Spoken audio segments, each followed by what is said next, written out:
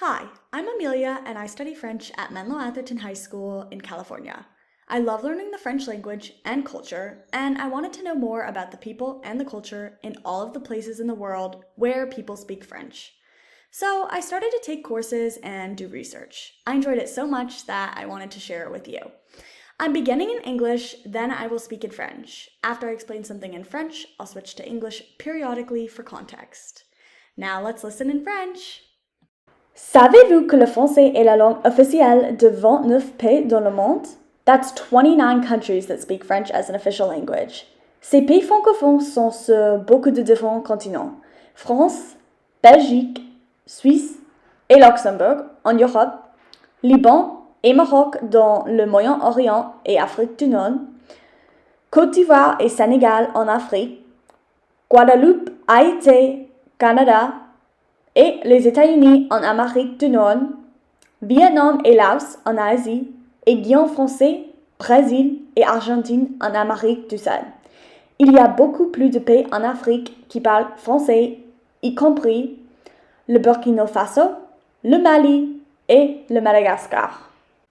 How can we learn about these different places, people, and their cultures? I plan to take you on mini cultural tours in beginning to intermediate French. I might talk about French-speaking people in a region, and will sometimes talk about French-speaking cultures in one country or even one city. Let's start with some basics about Paris. Paris est connu pour sa beauté, ses musées comme le Louvre, ses boutiques, l'Arc de Triomphe et la Tour Eiffel. Les Parisiens sont connus pour leur amour de la nourriture, de la mode et des bonnes manières. Les Français sont généralement plus formels que les Américains, plus polis et plus privés. Certaines de ces différences se perdent dans la traduction. Les repas ne sont pas précipités. À Paris, les Français s'attendent à ce que vous disiez bonjour quand vous entrez dans un magasin. Ce sont quelques-unes des différences culturelles que j'ai connues. Where should you go in Paris? Descendez les Champs-Élysées, c'est opulent mais beau. Prenez un bateau sur la Seine en plein cœur de Paris.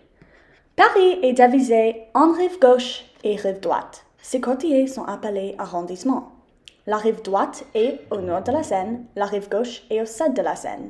Historiquement, le centre commercial de Paris et de la richesse était sur la rive droite.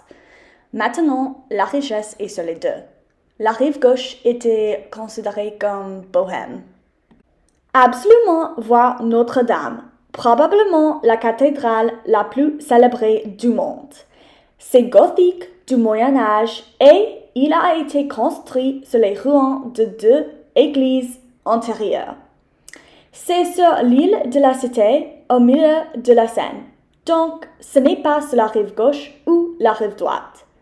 Malheureusement, il y a eu un incendie à Notre-Dame le 15 avril 2019. The tall spire collapsed and most of the roof was destroyed. They believe the fire started due to an electrical problem but could have been due to a cigarette. A fundraising campaign for restoration has collected over 1 billion euros in pledges. Some of Notre Dame will be restored by 2024. However, a full restoration could take up to 20 years. One of the most interesting sights that not everyone sees in Paris are the catacombs, which are underground cemeteries. Au XVIIe siècle, ces cimetières débordaient et la puanteur était horrible. Paris se trouvait au-dessus de 200 000 de tunnels calcaires parce que le calcaire était utilisé pour construire la ville. En 1786, ils ont commencé à déplacer les ossements des cimetières vers les tunnels. À partir de 1789, pendant la Révolution française, les morts sont enterrés directement dans les catacombes. There are now more than 6 million Parisian bones buried there. You can visit the catacombs. They created decorations with the bones to attract tourists. Today, more than a mile of the catacombs is open to visitors, and you can hire a guide if you like. Two of the most famous places in Paris are the Eiffel Tower and the Louvre Museum. The Eiffel Tower is my favorite icon, and the Louvre is one of the most famous museums in the world. We'll start with la Tour Eiffel. Il a été conçu pour l'Exposition universelle de 1889 à Paris pour célébrer les 100 ans après la Révolution française et montre au monde ce que la France pouvait construire.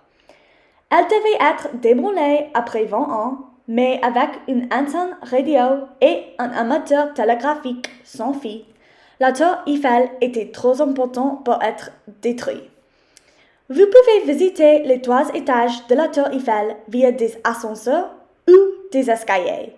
Vous devez gravir 328 marches jusqu'au premier étage et 674 marches jusqu'au deuxième étage.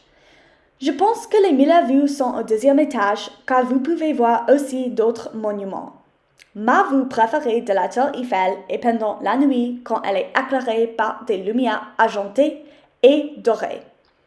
Si vous avez le temps, c'est amusant de prendre l'ascenseur au 3e niveau aussi. Here are a few fun facts about the Eiffel Tower. There is a secret apartment at the top of La Tour Eiffel in which Gustave Eiffel hosted Thomas Edison, and there is a secret military bunker underneath the tower's south pillar. There is also a post office on the first floor of the tower. Also, the Eiffel Tower is wind resistant and sways during storms. To keep it looking good, the Eiffel Tower needs 60 tons of paint every 7 years. The Musée du Louvre is the most visited museum in the world. In 2019, it had approximately 9.6 million visitors. Dans le musée, on trouve la très célébrée Mona Lisa et la Venus de Milo. Il a été construit comme forteresse en 1190, puis il est devenu un palais pour les rois au XVIe siècle. Napoléon l'a rebaptisé le musée Napoléon quand il était au pouvoir. Il a accroché la Mona Lisa dans sa chambre privée. During the Second World War, the Nazis used the Louvre as a storage location for stolen works of art. The museum has nearly 400,000 pieces in its collections, but not all of them are on display.